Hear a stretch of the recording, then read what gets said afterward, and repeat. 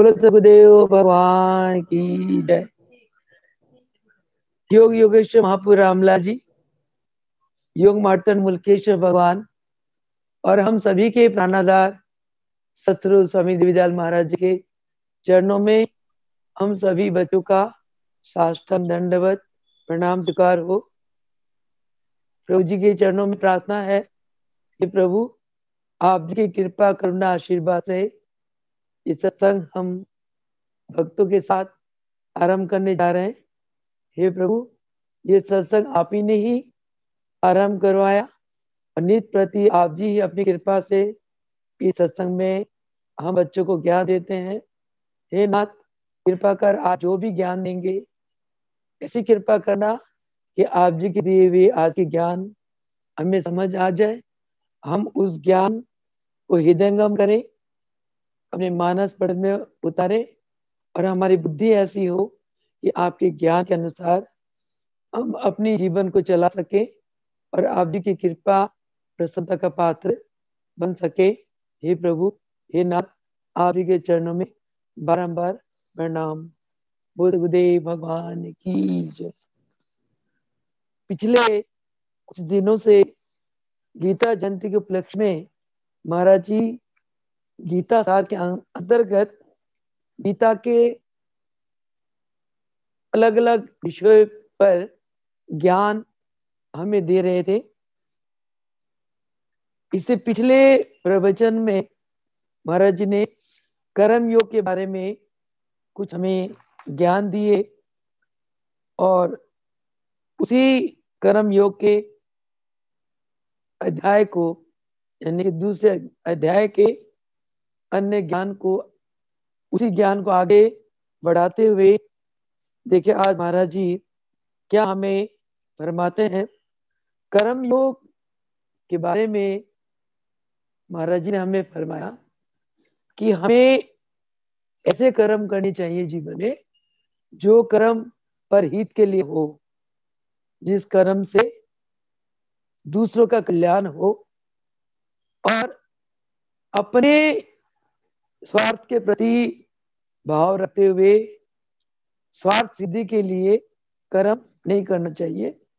जो जीव अपने स्वार्थ के लिए कर्म करता है तो वो कर्म फल के बंधन में बंध जाता है और अपने स्वार्थ के लिए किए हुए कर्म को भगवान ने गीता में पाप कर्म कहा है। और जो परहित के लिए किए हुए कर्म है, जिस कर्म से दूसरों का भला हो, संसार का कल्याण हो, गीता में भगवान ने उसे सर्वश्रेष्ठ कर्म कहा गया।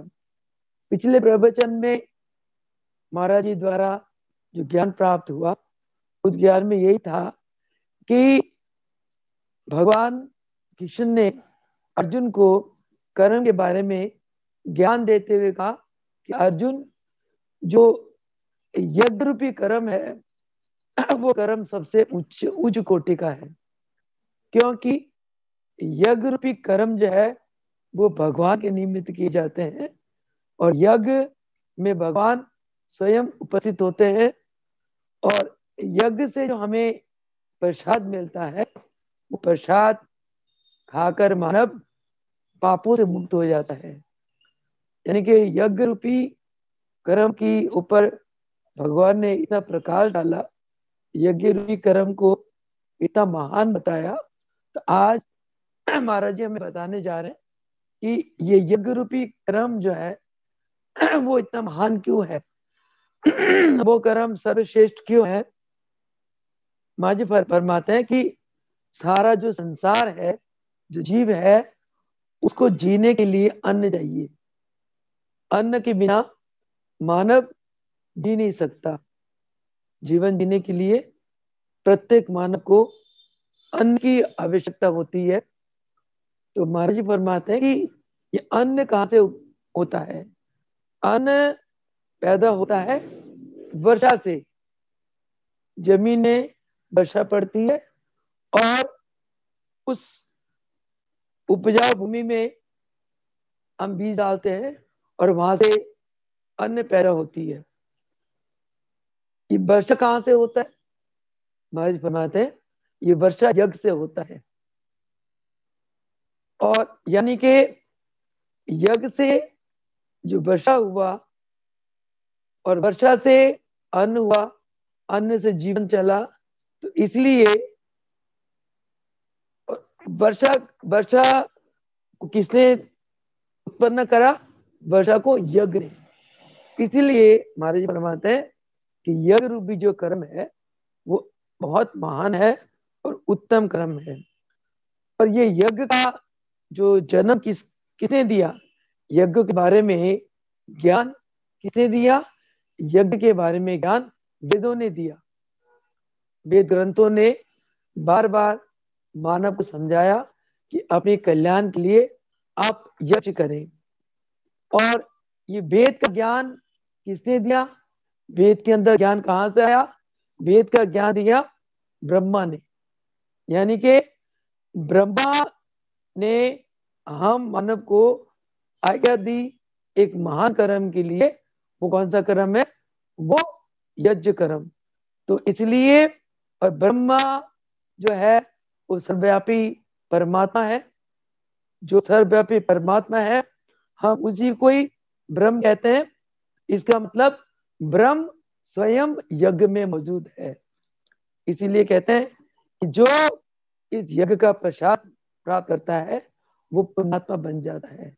और जो यज्ञ करता है वो अपने सभी पापों को धो देता है। क्योंकि भगवान कृष्ण ने अर्जुन को यही समझाना चाहा कि यज्ञ का उदाहरण देकर कि यज्ञ एक परमार्थ कर्म है और उससे पापी को पाप धुल जाता है। और यज्ञ एक भगवान ब्रह्म का एक आदेश है वेदों के द्वारा। और यज्ञ में भगवान स्वयं अवस्थित होते हैं। तो भगवान कृष्ण अर्जुन को इसीलिए उपदेश दिया कि वो ये चाहते थे कि अर्जुन जो ये युद्ध करेगा तो इस युद्ध में अर्जुन एक निस्वार्थ होकर कर्म करे और ये युद्ध अर्जुन परहित की भावना से करे। यानी कि ये युद्ध किसका युद्ध था? धर्म और अधर्म का। कोई अगर अधर्म करके किसी की संपत्ति को चुरा लेता है, किसकी नारियों के ऊपर अत्याचार करता है और धोखाधड़ी से वो खुद संपत्ति का मालिक ना होते हुए धोखाधड़ी से दूसरों की संपत्ति को लेना चाहता है, इसका वो पुरुष महाअधर्मी है। और भगवान कृष्ण ने इसलिए अवतार लिया कि ऐसे अधर्मी पुरुषों का धार्मिक पुरुषों से विनाश करना है।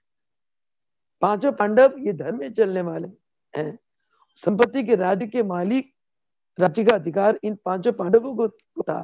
परंतु धृतराष्ट्र ने और दुर्योधन आदि ने छल करके इन पांडवों को हराकर इनकी राज्य को खुद हड़पना चाहते थे, हस्तक्षेप करना चाहते। ये एक अधर्म की बात है।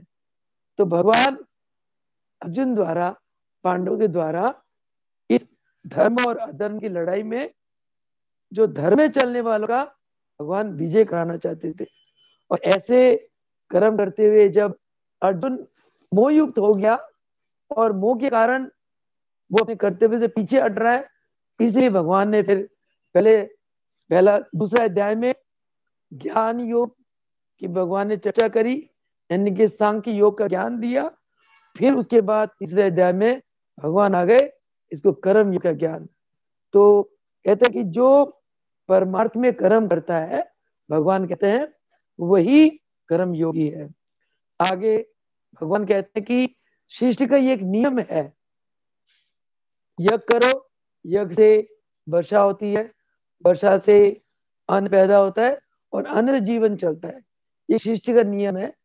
इसीलिए जो अपने जीवन को सृष्टि के नियम के अनुसार नहीं चलाता वो अपने इंद्रियों के वश में रहकर भोगों में जीवन व्यतीत करता है।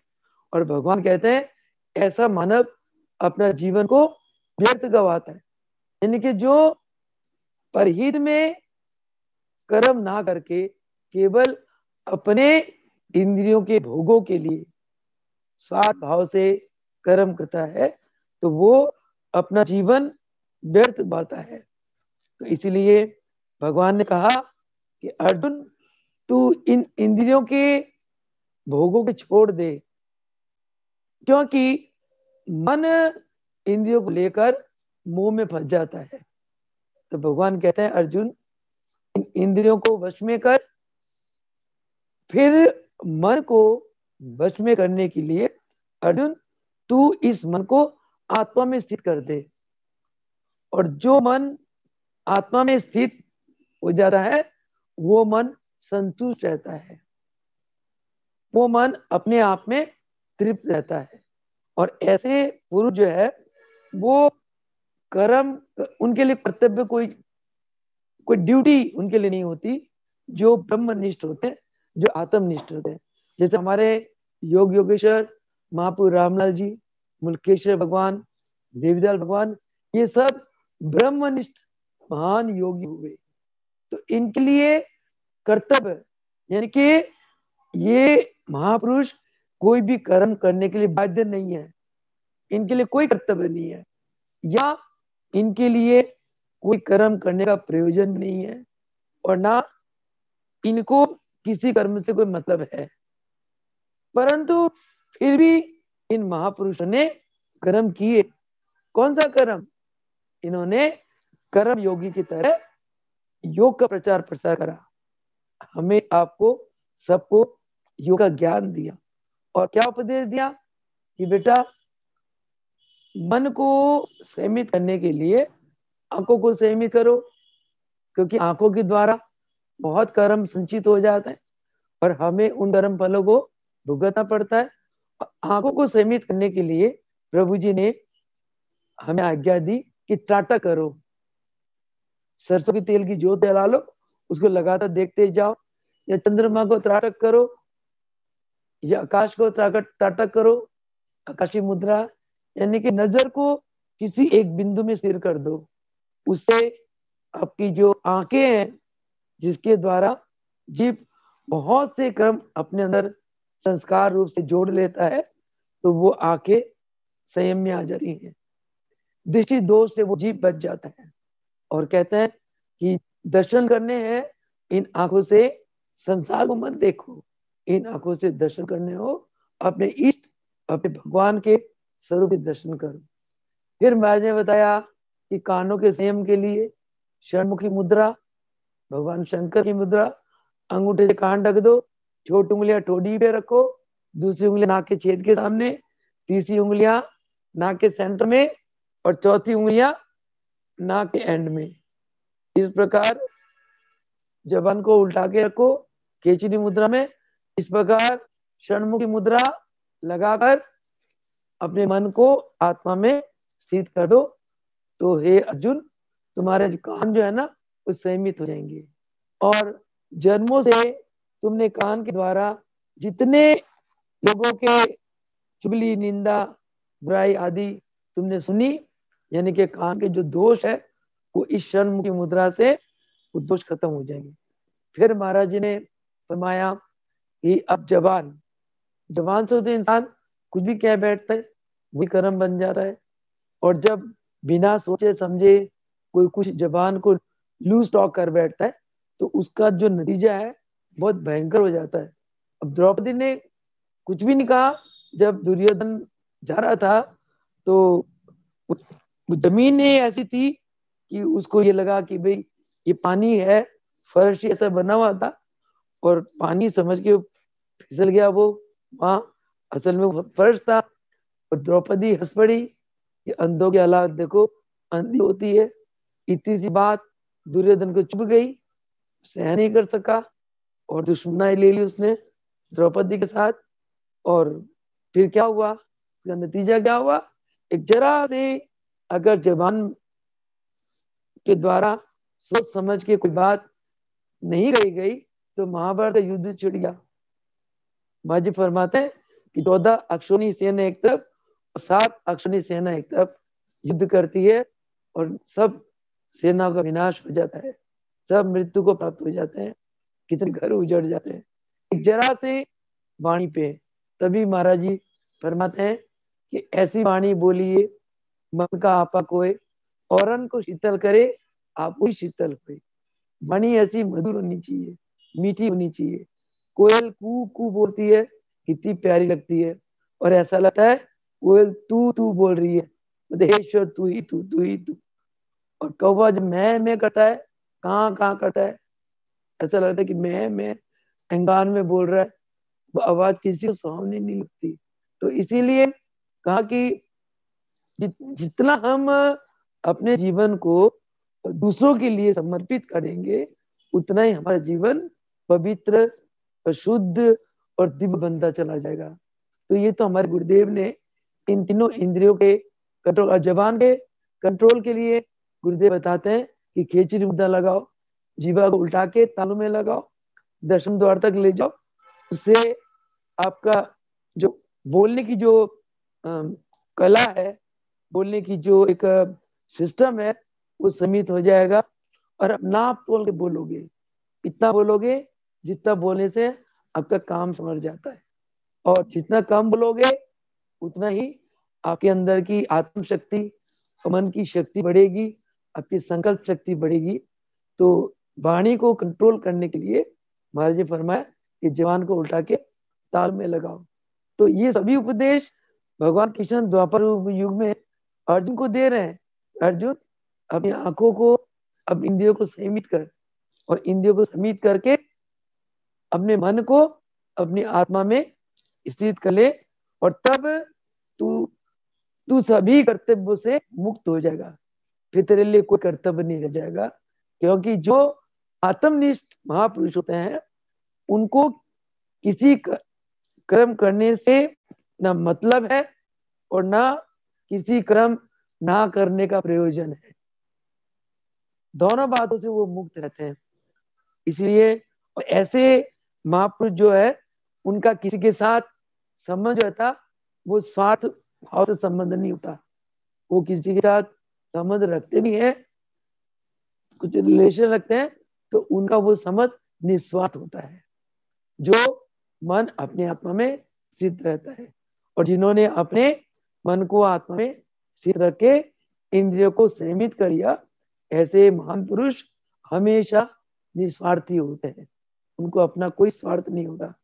रामलाल मुलराज देवीदास भगवान हम लोग के लिए तो जीवन दे गए, उन्होंने अपने जीवन को आदर्श में बनाया हम बच्चों के कारण, और आदर्श में बनाकर दिखा गए कि मैं भी तुम्हारी तरह नर, हम भी तुम्हारी तरह नर चोले में आए, और हम अपना जीवन इतना सुंदर गुजार के जा रहे हैं। तुम भी ऐसे करो, तुम भी हमारे तरह से बनो। कई प्रवचनों में मैंने फरमाया कि हमारा जीवन, तुम भी घर परिवार में हो बेटा, हम भी घर परिवार में हैं, फिर भी हमारे और तुम्हारे जीवन में कितना अंतर है। तुम भी हमारे जैसे बनो, तुम क्यों ही बनते हो।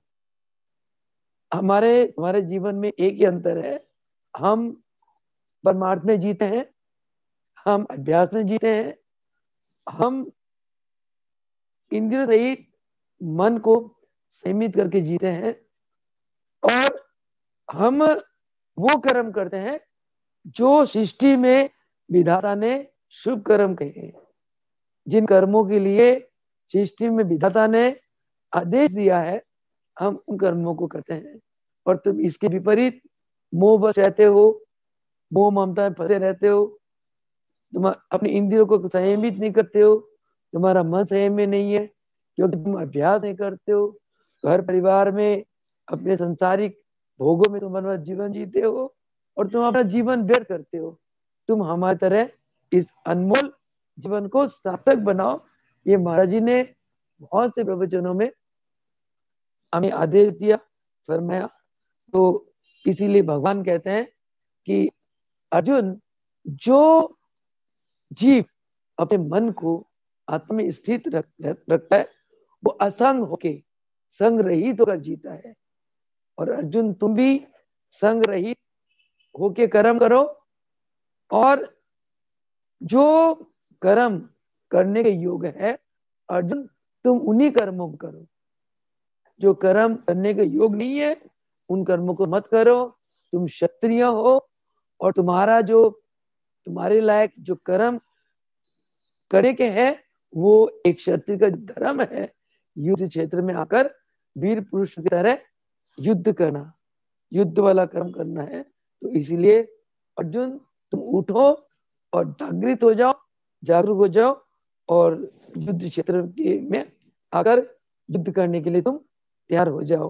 तो महाराज जी फरमाते हैं कि जो परम पुरुष होते हैं वो कर्मों में, उनको कर्म करने में कोई राग नहीं होता, वो कोई आसक्ति नहीं होती, वो अनासक्त भाव से बिना मतलब डिटैचमेंट के साथ, बिना अटैचमेंट के वो कर्म करते हैं। क्योंकि महाराज जी फरमाते हैं, भगवान कृष्ण ने भी अर्जुन को फरमाया कि जो कर्म आसक्ति के साथ किए जाते हैं तो वो कर्म फिर वो जीव फिर उस कर्म फल के बंधन में बन जाता है। तो इसका मतलब उसका मन उसकी आत्मा में स्थित नहीं है, वो महापुरुष नहीं है। तो जिसने मन को आत्मा में स्थित कर लिया वो महापुरुष जो कर्म करता है उस कर्म में उसको कोई अटैचमेंट नहीं होता, उसको कोई राग नहीं होता। एक दिन महाराज जी ने प्रवचन ने फरमाया, कहते बेटा तुम लोग जो सेवा करते हो ना, ये सेवा करना बहुत उत्तम कर्म है। सेवा करने से तुम्हारा मन नम्र हो जाएगा, तुम्हारी आत्मा धुल जाएगी, तुम्हारे जन्मों के कर्म संस्कार धुल जाएंगे। परंतु इस सेवा में भी तुम्हें एक कर्तव्य मानकर इस सेवा को करो। इस सेवा में तुम्हारे अंदर राग नहीं होना चाहिए। अगर सेवा में तुम राग रखोगे तो द्वेष भी आ जाएगा। अगर अंतःकरण में राग आ गया, द्वेष आ गया, यानी कि अंतःकरण शुद्ध नहीं है, तब तुम परमात्मा को पाने के पद से तुम बहुत दूर हो। यानी कि जो दानी पुरुष होते हैं, जो महापुरुष होते हैं, वो किसी भी कर्म में राग नहीं रखते हैं, अटैचमेंट नहीं रखते हैं।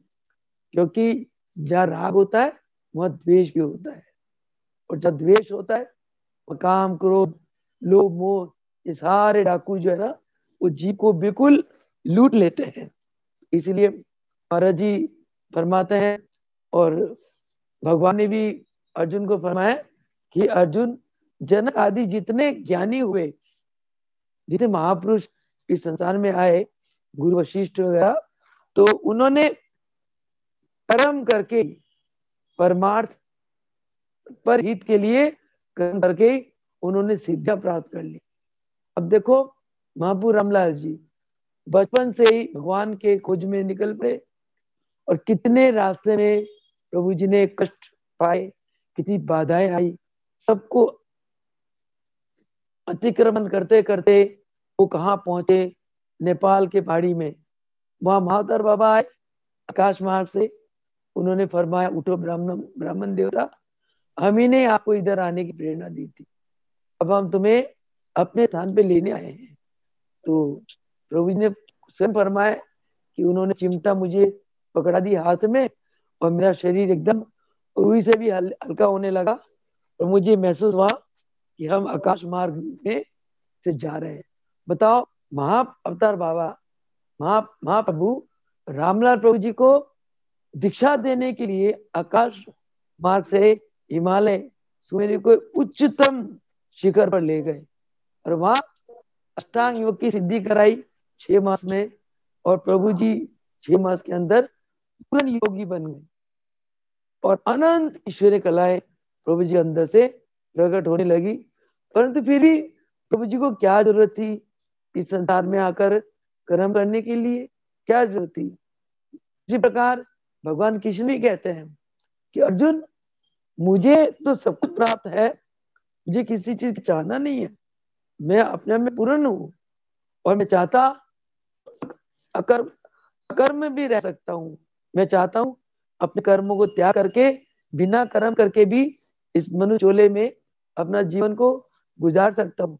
परंतु नहीं अर्जुन, मैं त्रिलोकी का नाथ हूँ, मैं नर चोले में आया हूँ, मैं फिर भी मैंने कर्म कर रहा हूँ, कर्म किया, कर्म कर रहा हूँ, कर्म करता जाऊंगा। क्योंकि महापुरुष जब अपने जीवन का आदर्श को हमारे साधारण मनुष्य के पीछे रखते हैं, तो साधारण मनुष्य महापुरुषों की जीवन को नकल करते हैं। जैसे महापुरुष रास्ता दिखा जाते हैं, बाकी मानव जाति जो है ना, उनके दिखाए हुए मार्ग का ही अनुसरण करते हैं। कहते हैं अगर अर्जुन, अगर मैं कर्म ना करूं तो सब लोग अकर्ता हो जाएंगे, फिर कोई भी कर्म नहीं करेगा, और कर्म नहीं संसार में कोई भी कर्म नहीं करेगा तो संसार का पतन हो जाएगा, और पतन हो जाएगा तो वर्ण शंकर पैदा होंगे, तो सारा दोषी कौन? मैं होऊंगा। तो इसलिए जो घर के बड़े बुजुर्ग कर्म क्यों करते हैं? ताकि छोटे उनको नकल करते हैं कि मेरे बाप दादा ने ये कर्म करा, अब मैं भी ये करूंगा। तो तभी महाप्रभु रामदास जी अष्टांग योग की सिद्धि प्राप्त करके इस धरातल में आकर भी उन्होंने कर्म करा। क्या कर्म? कि रोगियों को निरोगी बना दिया, और सबको योग साधना सिखा दी कि भाई ये साधना करो और तुम्हारा शरीर स्वस्थ रहेगा। प्राणायाम सिखाया, प्राणायाम का अभ्यास करो, प्राणायाम के द्वारा भगवान को पालो, प्राणायाम के द्वारा मन के विकार को धो दो, और अभ्यास करो दिन रात, परमात्मा को पालोगे। ये सब प्रभु रामलाल जी ने जब तक 51 वर्ष की आयु तक वो रहे, योग का प्रचार प्रसार करते रहे। फिर उस प्रचार प्रसार को आगे बढ़ाया दादा गुरुदेव ने, मुल्केश्वर भगवान जी ने, उसको फिर आगे बढ़ाया हमारे प्रातः स्मरणीय प्राणाधार सदगुरु स्वामी देवदत्त भगवान ने। मैंने खुद देखा 28 वर्ष इस शरीर को उनके चरणों की सेवा का सौभाग्य प्राप्त हुआ कि महाराज जी सेवा के पीछे न दिन देखते थे न रात देखते थे। बसों में इतना ट्रेवल किया महाराज जी ने योग का प्रसार करने के लिए। हम महाराज के साथ 4-5 भगत होते थे, और 20-20, 25-25 नग हमारे कंधे में होते थे, और बसों में ट्रेवल कर रहे हैं। आज यहाँ कैंप लग रहा है, आज वहां लग रहा है, आज यहाँ लग रहा है। और कैंप का रूटीन क्या होता था? रात को हम लोग 11 बजे सोते थे और सुबह 3 बजे उठ जाना, और नहा धो के 4 बजे गुरुदेव की सेवा में फिट हो जाना, और सारा आरती पूजन ध्यान सत्संग, जल का पानी बनाना, लोगों को क्लीन करानी, आसन करानी, उसके बाद फिर अपना भोजन करके कुछ विश्राम, फिर गुरुदेव की सेवा, उनके लिए भोजन तैयार करना, फिर आने जाने वाले इतने होते थे उनको मिलना, गुरुदेव से मिलाना, इधर शाम हो जाना, शाम को फिर साधना शुरू, फिर रात की आरती सत्संग। यानी कि जैसे एक मिलिट्री मैन की लाइफ होती है, ऐसी स्ट्रॉन्ग लाइफ रही हमारी। पमा जी खुद इतने जबरदस्त कर्म योगी थे, और कहीं भी स्थान के लिए मैं संकल्प होना, यहाँ आश्रम खड़ा हो ना, तो वही आश्रम खड़ा हो जाता था। और आश्रम खड़ा करने के लिए संकल्प मारते ही पता नहीं सामग्री भी आ जाती थी, धनराशि आ जाते थे, और माँ जी ने चंद दिनों में एक के बाद दूसरा तीसरे बाद ऐसे 50-60 योग केंद्रों की स्थापना करी, और एक एक केंद्र एक एक अपने बच्चों को कहा चलो तुम यहाँ योग सिखाओ, तुम यहाँ सिखाओ, तुम यहाँ सिखाओ करके, और सारे हमने से अनाड़ियों को आचार्य बना दिया। योग का मार्ग जन्म आने के पहले योग का एक जीरो भी नॉलेज नहीं थी हमें। हाँ, मेरे पिताजी भागवत गीता का बहुत अध्ययन करते थे, और बहुत गुरु बनाए उन्होंने, बहुत संत महात्मा के साथ ही उनका उठ बैठना रहता था। मैं यही देखती थी, पिताजी पता नहीं क्या गीता गीता गीता के ज्ञान पढ़ते रहते हैं, और गीता के ज्ञान की चर्चाएं करते रहते हैं, और हमें सुनाते थे। हमें तो नींद आ जाती थी, समझ ही नहीं पड़ती थी कि पिताजी बोल क्या रहे। परंतु अब समझ आती है कि ये क्या चीज है। तो महाराज जी ने हमेशा और हमेशा मैं ये प्रणते थे कि जो सेवा करता है वो सेवक मुझे अति प्रिय है। तब मेरे मन में सेवा के प्रति नशा भी आई कि मेरे गुरुदेव सेवा से प्रसन्न होते हैं, तो सेवा करो, जो सेवा आए ना आए, उल्टे हाथ मारो, उल्टे हाथ मारो, सेवा करे जाओ, दबे जाओ। तो सेवा कोक्का नहीं आता था, कुछ भी नहीं, बस ये गुरुदेव की कृपा है। एक के बाद दूसरी खूब सेवा सिखाई उन्होंने। तो हमारे गुरुदेव ने इतनी योग का प्रचार प्रसार करके योग को सर्वप्रिय बना दिया। तो ये कर्म योगियों का लक्षण है।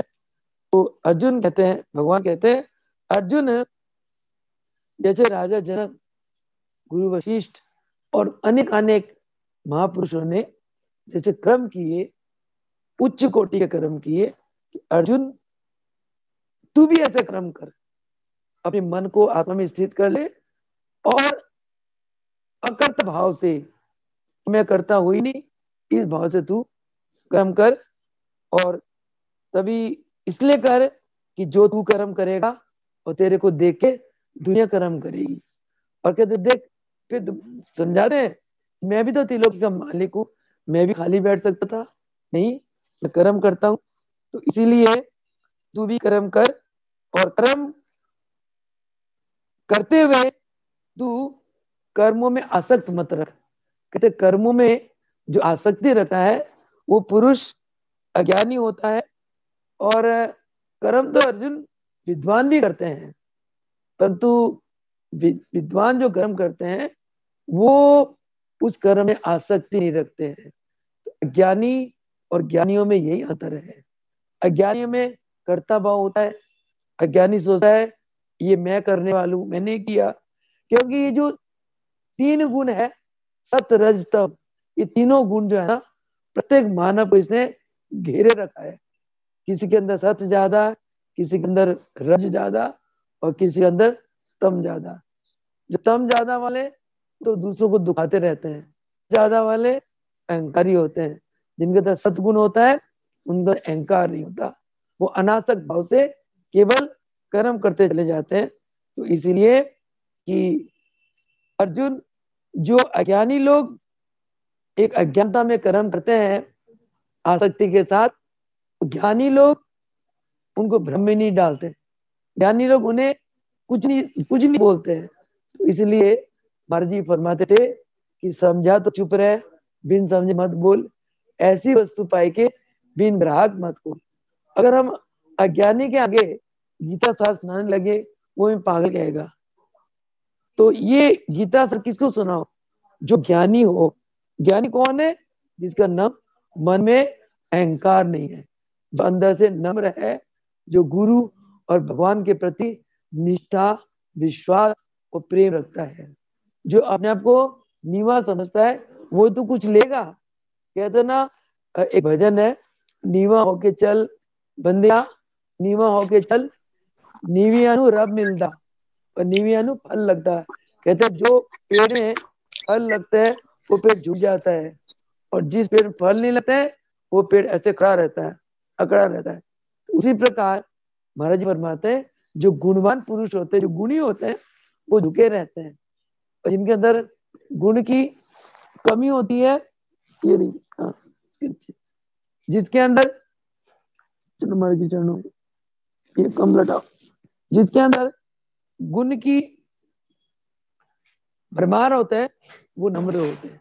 तो इसलिए वो कहते हैं कि जो ज्ञानी पुरुष होते हैं वो गुण और कर्म को विचार करके कर्म करते हैं, और अज्ञानी वो तो न गुण को विचारते हैं न कर्म को विचारते हैं, और आसक्ति भाव से इंद्रियों के वश में होकर कर्म करने करने लग जाते हैं। और इसीलिए उनको उनके अंदर कर्मों के प्रति मोह पैदा होती है। तो इसलिए अर्जुन, तू इन जो भी कर्म कर, इन कर्मों को करते हुए तू मूर्खों की तरह इन कर्मों में विचलित मत हो। इन कर्मों के गुण और दोष में मत जा कि ये ऊंचा कर्म है, ये नीच कर्म है, ये राजसिक कर्म है, ये तामसिक कर्म है, ये सात्विक कर्म है, ये रजोगुणी, तमोगुणी, सतोगुणी। गुण और कर्म के ऊपर मत जा तू बिल्कुल अनासक्त भाव से गुण और कर्मों के विचार करे बिना अनासक्त भाव से कि कर्म करना मेरा जीवन का एक कर्तव्य समझ के तू अर्जुन, तू कर्म कर। और कर्म करते हुए अगर तुझे भय लगता है, तो संशय आता है, तो भ्रम में तू पड़ता है, तो तू इस कर्म को चित्त में मेरा ध्यान कर, चित्त को मेरे में लगा दे, मेरे में जोड़ दे, जो कर वो कर्म को मेरे पे छोड़ दे। ये सोच हे मधुसूदन, तू जाने तेरा काम जाने, पर मेरा तो युद्ध क्षेत्र में एक युद्ध करना एक मेरी ड्यूटी है, मेरा परम कर्तव्य है, अब मैंने ये करना है। हमारे जीवन में भी ऐसे बहुत उतार चढ़ाव आते हैं, कई बार हम लोग भी भ्रमित हो जाते हैं, ये कर्म करे ना करे, क्या करना क्या नहीं करना। तो ऐसे में जब हम महाराज जी के चरणों में जाते हैं और पूछते हैं महाराज जी आप जी कृपा करके बताएं हम क्या करें, महाराज जी एक ही बात कहते हैं, बेटा ये कर्म को प्रभु जी पे छोड़ दे। है तो महाराज जी स्वयं प्रभु जी है, पर महाराज जी ने अपने आप को हमेशा मर्यादा में रखा। रामलाल मुलकराज प्रभु जी को भगवान कहा, ये स्वयं भगवान है महाराज ने, पर इन्होंने अपने आप को भगवान करके जीते जी कभी नहीं पूजवाया। हमेशा मैंने आज्ञा दी युगल स्वरूप की पूजा करो, रामलाल मुलकराज भगवान की चरणों में मत्था टेको, उनका नाम जपो, आरती चली समय उन्हीं का नाम, अपनी पूजा कभी नहीं कराई महाराज ने। एक महापुरुषों का ये बहुत महान लक्षण है। तो इसलिए कहते हैं अर्जुन तू कर्म के फल का दोष गुण विचारे बिना श्रद्धा के साथ तू चल पड़ और श्रद्धा के साथ अपना कर्म कर। और जो पुरुष किसी भी कर्म को करते हुए उसको दोष और गुण को विचारे बिना श्रद्धा सहित कर्म करता है, कहते वो पुरुष मुझे अति प्रिय है, वो पुरुष महान होता है और वो पुरुष सदा के लिए मुक्त रहता है।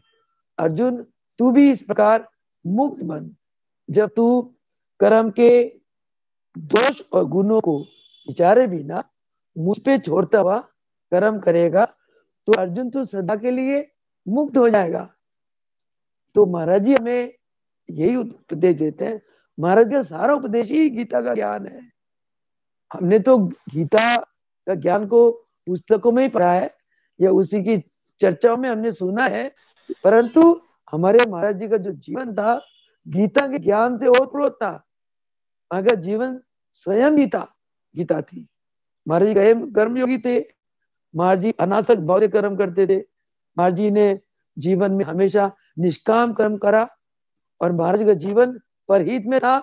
और महाराज जी के अंदर इतना जबरदस्त आत्मज्ञान जो हमें अपने शिष्यों को आत्मज्ञान करा देते हैं, आत्म दर्शन करा देते हैं। मुलकराज प्रभु जी को रामलाल प्रभु जी के पास से 24 घंटे आत्म दर्शन होते थे। मैं फरमाते थे कि मुलकराज प्रभु जी ने फरमाया कि मुझे अंदर मेरी आत्मा का इतना जबरदस्त प्रकाश के दर्शन होते थे कि कहते सैकड़ों सूर्य के प्रकाश से भी वो प्रकाश कई गुना अधिक होता था। इतना जबरदस्त आत्मा के दर्शन रामलाल प्रभु जी ने अपनी कृपा करुणा आशीर्वाद से मुल्केश्वर प्रभु जी को कराया। यानी कि रामलाल प्रभु जी, मुल्कराज प्रभु जी, देवीलाल प्रभु जी तीनों ही महान योगेश्वर हैं और तीनों ही गीता के जीवन स्वरूप है। जो गीता का ज्ञान भगवान ने द्वापर युग में दिया अर्जुन को, वो गीता का ज्ञान हमारे तीनों भगवान ने अपने जीवन में उस ज्ञान को जीवन करके दिखा दिया। तो इसीलिए भगवान कहते हैं कि अर्जुन जो मूर्ख होते ना, मूर्ख और नादान होते हैं, वो उनके अंदर दृष्टि दोष होता है और वो प्रकृति के नियम के अनुसार भी नहीं चलते और उनकी बुद्धि भ्रष्ट हो जाती है, नष्ट हो जाती है और उनके अंदर जो दृष्टि दोष होती है तो हमेशा दूसरों की दोषों को ही देखता रहता है। तो ऐसा मनुष्य जो है ना अपने जीवन को बिल्कुल व्यर्थ गंवाता है। उसकी विपरीत ऐसा पुरुष जो हमेशा अपने मन से इंद्रियों को वश में करके कर्म करता है, वो पुरुष का कर्म हमेशा सात्विक कर्म होता है। कहते हैं अर्जुन अज्ञानी तो अज्ञानता के वश मोहवश कर्म करते ही है, कहते ज्ञानी पुरुष भी कर्म करते हैं क्योंकि जो तीन गुण है सत रज और तम, ये त्रिगुणी माया जो है जीव को कर्म कराए बिना छोड़ती नहीं है। परंतु जो सत्पुरुष है उनकी और अज्ञानी के कर्म में बहुत अंतर है। सत्पुरुष कर्मों के कर्मों कर्मों की श्रेणियों को और गुणों को विचारे बिना निस्वार्थ, अनासक्त और फल की इच्छा रहित कर्म करते हैं। पर तो अज्ञानी एक कर्म का गुण भी विचारेंगे, दोष भी विचारेंगे और आसक्ति के साथ कर्म करेंगे। मैं ये काम कर लूं, मुझे ये फल मिलेगा, तभी ये कर्म करूं। और कहते ज्ञानी पुरुष अज्ञानियों की भ्रम है, उसको भ्रम को उनकी भ्रम से उनको मुक्त कराते ही नहीं है। कहते हैं कि भाई, तभी कहते हैं कि गुरु गीता के हाँ लास्ट जी, में एक लाइन है, ये गुरु कब से गीता फोन जो है बज ना रहा है? महान इसमें गुरु की महानता की वर्णन है। कहते भगवान शंकर ने माँ पार्वती को गुरु गीता का गायन करते हुए लास्ट में कहते हैं, ये गुरु गीता जो ना महान कल्याणकारी, ये पाप ताप हरनी, ये गीता। और जिस घर में ये गुरु गीता का पाठ होता है वो घर में रिद्धि सिद्धि आ जाती है, उधर घर से दरिद्रता, शोक, क्लेश सब चली जाते हैं। परंतु माँ को कहा कि ये गुरु गीता जो ना बिना अधिकारी के किसी को नहीं सुनानी। जो इस गुरु गीता का अधिकारी नहीं है उसको ये गुरु गीता नहीं सुनाना, क्योंकि बिन अधिकारी ये गुरु गीता जिसको सुनाओगे वो गुरु के प्रति भ्रमित हो जाएगा। भ्रमित होएगा तो वो तो पापी हो ही जाएगा, तो सुनाने वाला भी पाप कर्म उसको प्राप्त होते हैं। तो इसीलिए कि भाई जो ज्ञानी पुरुष होते हैं, ये भगवत गीता केवल ज्ञानियों के लिए है, अज्ञानियों के लिए नहीं है। ज्ञानी लोग भ्रमित रहते हैं, संशय युक्त है। एक कवि ने एक भजन में गाया, भगवान को कहा, हे ज्ञानी होगे प्रभु जी। भगवान को कहा, ये नहीं कहा सृष्टि के मालिक। कहते हैं, हे ज्ञानी के प्रभु जी, हमको भी ज्ञान दे दो, करुणा के 4 छिटे हम पर भी प्रभु बरसा दो। अपनी मदद करे हमेशा, इन बाजुओं में शक्ति, हे शक्तिमान दे दो। हम अपनी मदद हमेशा करें। हम अपनी मदद कैसे करेंगे? जब वही भगवान की बात जो अर्जुन को दी कि जब हम अपने मन को अपने आत्म में स्थित रखेंगे, आत्म संतुष्ट रहेंगे, तभी हम अपने विकारों को दूर कर पाएंगे, तभी हम अपनी मदद कर पाएंगे। जब तक हम अपने विकारों को स्वयं दूर नहीं करते तब तक ये विकार दूर होने वाले नहीं है। और ये विकार तब होंगे जब हम अभ्यास करेंगे, और अभ्यास करेंगे तो गुरुदेव का हमें आशीर्वाद मिलेगा। और तभी अभ्यास के द्वारा जिस प्रकार धोबी कपड़े में बार बार साबुन लगा लगा के कपड़े मैल को धोता है और कपड़े को चमकाता है, उसी प्रकार अभ्यास से हमारे अंतकरण के मैल धुलते हैं। और अभ्यास के दौरान हमें आशीर्वाद गुरुदेव देते हैं, और अभ्यास का तरीका गुरुदेव सिखाते हैं, और अभ्यास के लिए प्रेरणा भी गुरुदेव देते हैं, आज्ञा भी वो देते हैं। परंतु हमने उनकी आज्ञा का पालन करते हुए कर्म करना है, निष्काम कर्म, अनासक्त कर्म, फल के इच्छा के रहित कर्म करना है। तो इसीलिए कहते हैं कि अर्जुन, जितना मानव भोग इंद्रियों के भोग में रहता है उतना उसके अंदर राग और द्वेष होता है। तो इसीलिए ये जो इंद्रियां है अर्जुन, ये इंद्रियां तेरे लिए दुश्मन है। आंखों से उन्हें देख ली, परिवार वालों को,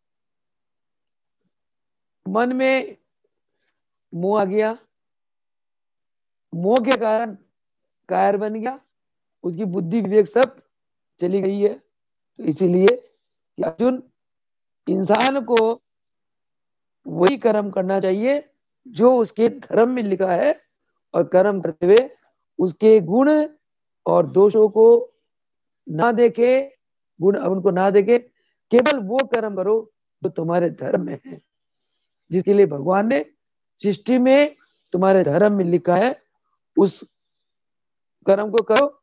और कहते हैं कि दूसरों का धर्म मत लो। दूसरे का धर्म लेने से अपना हानि होता है। दूसरों के धर्म से जो अपना अपने धर्म में मरना भी अच्छा है। दूसरा धर्म प्राप्त करने से अपने धर्म में मरना भी अच्छा है। पुराने जमाने में बहुत बड़े बड़े गुरु हुए सिखों के, और जब मुसलमानों ने कहा कि तुम अपना धर्म छोड़ दो, मुस्लिम धर्म ले लो और नहीं तो प्राण त्याग दो, और गुरु गोविंद सिंह जी के दोनों पुत्रों को इसलिए चिन्हा दिए। जीते जी छोटे छोटे नन्हे बच्चों को दीवान में चिन्ह दिए कि हम प्राण दे देंगे परंतु दूसरों का धर्म हम नहीं ग्रहण करेंगे। तो ये होता है। और इसी धर्म के बारे में देखो, भगवान ने द्वापर युग में अर्जुन को ज्ञान दिया कि दूसरों का धर्म चाहे कितने गुणी हो, कितने उच्च कोटि का हो, वो दूसरों का धर्म लेने से तो अपने धर्म में मरना भी अच्छा है, क्योंकि पराये के धर्म में हमेशा भय रहता है। कहने का भाव ये है कि जब आप अपना स्वभाव को छोड़कर दूसरे का स्वभाव लेने की कोशिश करोगे, अपना स्वभाव भी खो बैठोगे। कहते ना, कहावत है, कौवा चाले हंस की चाल, अपनी भी चाल खो बैठे। इसीलिए गीता में भगवान ने अर्जुन को कहा कि अर्जुन अपने स्वभाव में रहो। महाराज जी भी हमें ज्ञान दे रहे थे कि बेटा जो तुम्हारा स्वभाव है ना, मनुष्य का, जो अपने स्वभाव में रहो, दूसरों के स्वभाव को मत देखो। यानी कि दृष्टि को बाहरी दृष्टि मत करो, अंतर दृष्टि करो। अपने स्वभाव को देखो, अपने स्वभाव में स्थित रहो। एक प्रवचन में महाराज ने कहा कि गुरु के चरणों में वही शीश सबसे ज्यादा सेफ है। सेफ मतलब सुरक्षित। महाराज जी कई बार प्रवचन में अंग्रेजी वर्ड यूज करते थे, बड़े प्यारे लगते थे। कहते शिष्य वही सबसे ज्यादा सेफ है जो अपने आप को सेफ रख के चलता है। कहने का मतलब है जो अपने आप में मस्त रहता है, अपने ड्यूटी से मतलब रखता है, कौन क्या कर रहा नहीं कर रहा, न किसी को अच्छा करना न बुरा कहना, न किसी को टोका टाकी करना, न किसी की ड्यूटी को देखना। कई शिष्य क्या होता है, खुद तो कुछ करते कराते नहीं है, दूसरों के तो नजर दे मारते हैं, दूसरे कर्मों को देखते हैं और फिर दूसरे कर्मों को क्रिटिसाइज करते हैं, उनके दोषों को बताते हैं, उनके दोषों को उजागर करते हैं। वो कमजोर लोग होते हैं। जो दूसरों के दोषों को देखता है वो कमजोर होता है, और जो अपने दोषों को देखकर उसको खत्म करने की कोशिश करता है, लेकिन अपने में मस्त रहता है, वो भगवान को सबसे प्यारा है। भगवान कहता है कि दूसरों के दोष देखने वालों को मैं बिल्कुल करोड़ों मील दूर रखता हूँ, मैं उन्हें ग्रहण नहीं करता हूँ। चाहे वो मेरा नाम ले, मेरा मत्था टेके, मेरा गुणगान गाए, मैं उनको स्वीकार नहीं करता हूँ। ये भगवान ने कहा। इसीलिए कहता है कि नींदक को नेड़े रखिए, आन कुटी चबाए, बिन पानी बिन साबुन के स्वभाव निर्मल कराए। तो इसीलिए महाराज जी ने मुझे एक दिन प्रवचन कहा था, बैठी थी मैं, तो यहाँ किसी ने मुझे ऐसा, कड़ाल आश्रम में एक देवी रहती थी, मुझे तंग करती थी, थोड़ा इरिटेट करती थी। कोई सेवा मैंने कहना, मना कर देना, तो सेवा मेरी सेवा थोड़ी होती थी, सेवा आश्रम की होती थी। भाई जब मेरे साथ रह रही है और मैं सुबह 3 बजे के रात को 11 बजे लगी हूँ, फिर तुम हाथ बटवा, उसने मना कर देना, मैं परेशानी होती थी। तो कुछ कहती थी, लड़ती भी थी। एक दिन मैं महाराज जी को प्रार्थना की, महाराज जी वो देवी जो है ना, वो मेरे से लड़ती झगड़ती है, भला बुरा भी कहते, मैं क्या करूं, मैं बड़ी परेशान हो जाती हूँ। वहां कहते देख, गुलाब होता है, गुलाब, गुलाब के कांटे होते हैं ना। मैं कहा हाँ महाराज जी। कहते गुलाब फिर भी खिला रहता है ना। मैं कहा हाँ महाराज जी। कहते फिर गुलाब कहाँ चढ़ता है। मैं कहा आप जी के चरणों में। कहते भगवान के चरण चढ़ता है गुलाब। क्यों चढ़ता है, क्योंकि वो कांटों मुस्कुराता रहता है। कि जयंती हो सके तेरे जीवन में भी कुछ कांटे आए, पर तुम्हें मुस्कुरा रहना है, तभी तो हमारे चरणों में भेंट हो जाएगी। मैं कहा ठीक है महाराज जी। मुझे समझ आ गई कि महाराज जी क्या फरमाना चाहते हैं, कि यानी के कांटों में भी तुम हंसते गुजारते रहो, हंसते खेलते रहो। ये दुनिया है, दुनिया कांटे का वृक्ष है। और इस दुनिया के बातों में जितना आप उलझोगे ना, उधर उलझते चले जाओगे। आपका एग्जिस्टेंस, अपना स्वभाव, अपना धर्म सब खत्म हो जाएगा।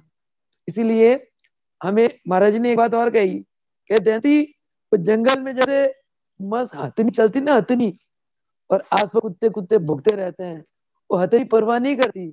तो तूने जीवन में ना अपनी मस्त हथनी की तरह चलना है। कोई कुछ इधर उधर बोलता है, सब खा पी जाया कर, कुछ नहीं होता। तू हमें देखती रहे, हम तेरे को देखते रहेंगे। मुझे बड़ी आत्म संतुष्टि मिली।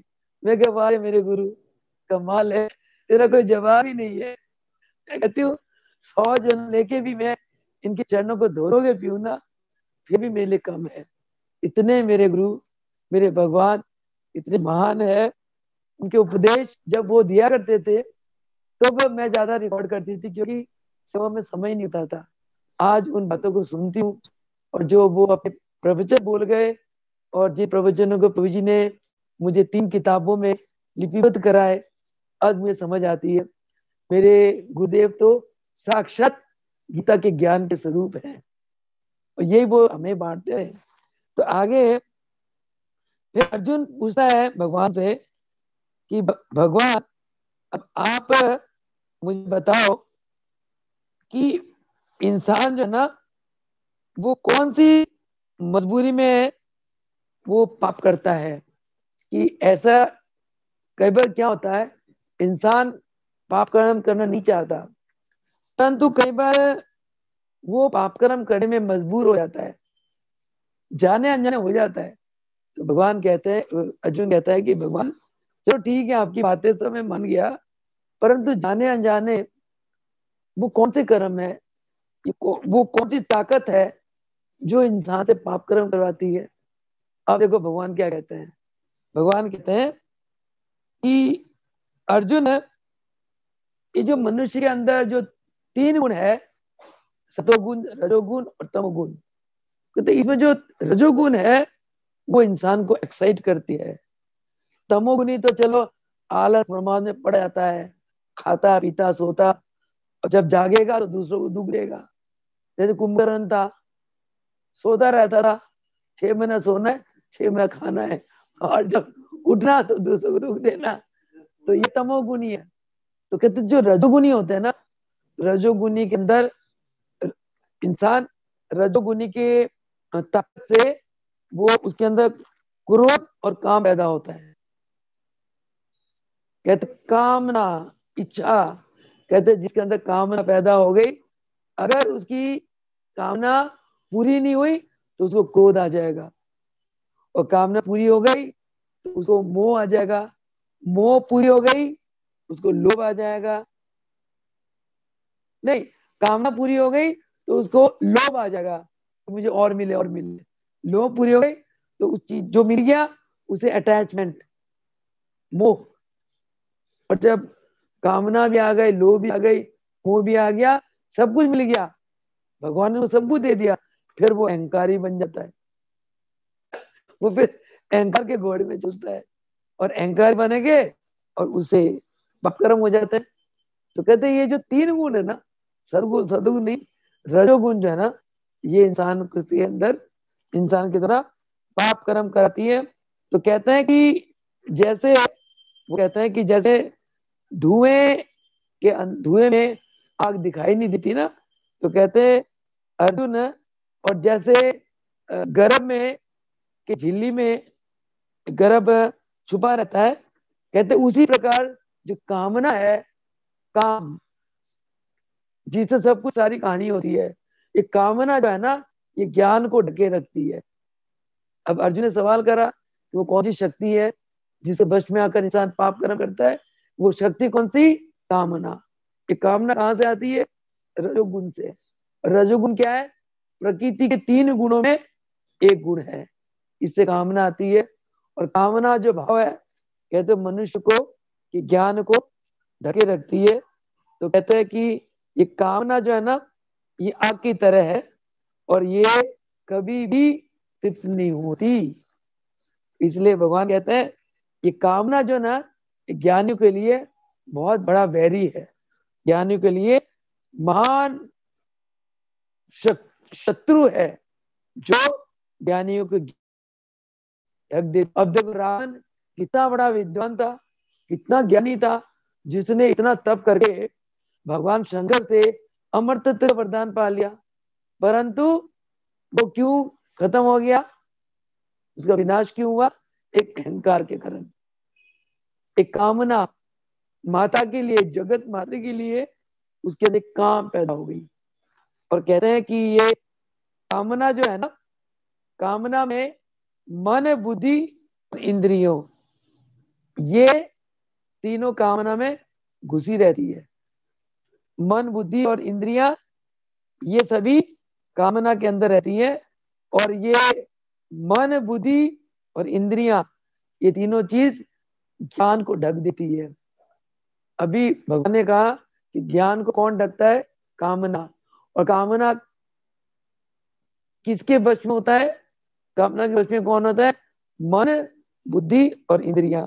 तो इसलिए भगवान कहते हैं कि अर्जुन, तो सबसे पहले अपने इंद्रियों को कंट्रोल कर। क्योंकि भगवान कहते हैं इंद्रियों को कंट्रोल कर, उसके बाद मन को कंट्रोल कर, फिर बुद्धि को कंट्रोल, फिर तेरी बुद्धि कंट्रोल में आ जाएगी। और बुद्धि के कंट्रोल में आते ही तेरी आत्मा चमक जाएगी, फिर तू काम भाव से मुक्त हो जाएगा। भगवान आखिर में कहते हैं कि तन से ऊपर ये जो चीज है नुकसान पहुंचाने वाली, और इंद्रियां, इंद्रिय से ऊपर पावरफुल मन, मन से ऊपर पावरफुल बुद्धि, बुद्धि के ऊपर पावरफुल कौन है? आत्मा। पहले तन, फिर इंद्रियां, फिर मन, फिर बुद्धि, फिर आत्मा। और कहते हैं आत्मा जो है ना बुद्धि से श्रेष्ठ है। तो इसलिए उन्होंने कहा कि हे अर्जुन, तू पहले, सबसे पहले अपने तन को संयमित कर, तन के बाद इंद्रियों को संयमित कर, इंद्रियों के बाद मन को संयमित कर, मन को संयमित करते ही तेरी बुद्धि संयमित हो जाएगी, और बुद्धि संयमित होते ही तेरी कामना जो है ना कंट्रोल में आ जाएगी, और तब तेरी बुद्धि तेरी आत्मा में शीत हो जाएगी, और तू कर्म करता हुआ भी अकर्ता भाव से रहेगा, और कर्म फल के बंधन में नहीं फंसेगा। और तब जो कर्म करेगा वो निष्काम, अनासक्त, फल की इच्छा रही तू कर्म करेगा, और ऐसे कर्म करके तू सभी पापों से मुक्त हो जाएगा, और तू जीवन मुक्त अवस्था को प्राप्त हो जाएगा। इसलिए भगवान ने ये जो तीसरा अध्याय है, कर्म योग अध्याय है, कर्म योग में अध्याय में इतना कुछ ज्ञान देकर, और भगवान उसको, इस अध्याय को यही समाप्त करते हैं। और अंत में महाराज जी हमें क्या उपदेश करते हैं कि कर्म योगी बनो, कर्म भोगी मत बनो।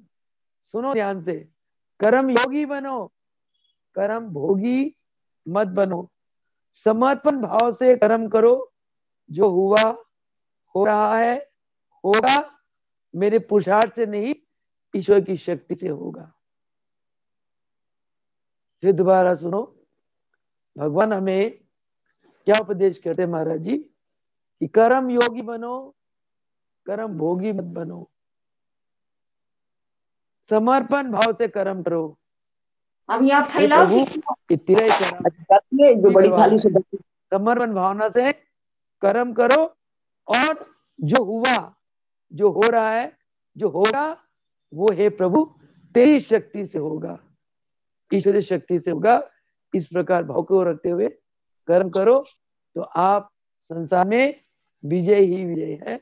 इतना ही कहते हुए आज के सत्संग को समाप्त करेंगे। बोल सकुदेव भगवान की जय। कर्म योग का अध्याय यही खत्म होता है, और कल प्रभु जी बुलवाएंगे कर्म संन्यास योग। कर्म भी करो, सन्यासी बनेंगे, और वो कर्म संन्यास योग चौथा चैप्टर कल करेंगे। इतना कहते हुए वाणी को विराम देंगे। बोल सकुदेव भगवान की जय। बोले योगेश्वर महापुर रामलाल जी की जय हो। योगेश्वर मुल्केश्वर भगवान की जय हो। भगवान की जय हो।